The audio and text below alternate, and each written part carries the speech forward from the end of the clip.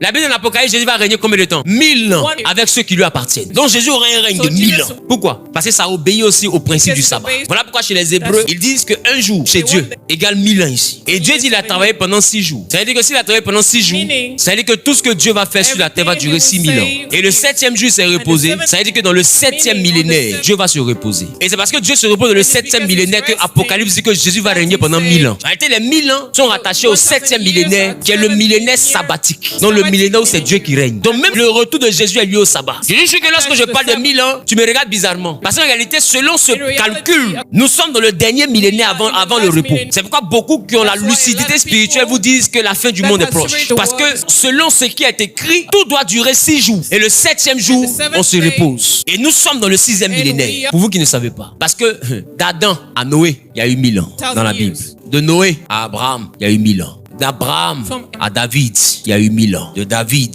à Jésus, il y a eu 1000 ans. De Jésus à nous, il y a 2000 ans. Nous sommes dans le 6e millénaire. Quand il s'achève, nous rentrons dans le 7e millénaire qui est le sabbat. Et Jésus règne pendant 1000 ans. Donc même là encore, il y a la loi du sabbat qui rattrape le monde. Voilà pourquoi on dit que nous sommes dans les derniers temps. Parce que nous sommes dans les derniers 1000 ans où les hommes peuvent encore travailler pour être sauvés. Dans le dernier 1000 ans, le 7e 1000 ans, il n'y aura pas de travail. C'est ceux qui auront bien travaillé qui seront dans le repos avec le Père et avec Jésus le Seigneur. Donc vous devez comprendre, toute la création tourne autour du sabbat. Vous ne pouvez pas plaisanter avec. La formation de la terre tourne autour du sabbat. Et même la fin du monde tourne encore autour du sabbat. Comment vous pouvez négliger le sabbat?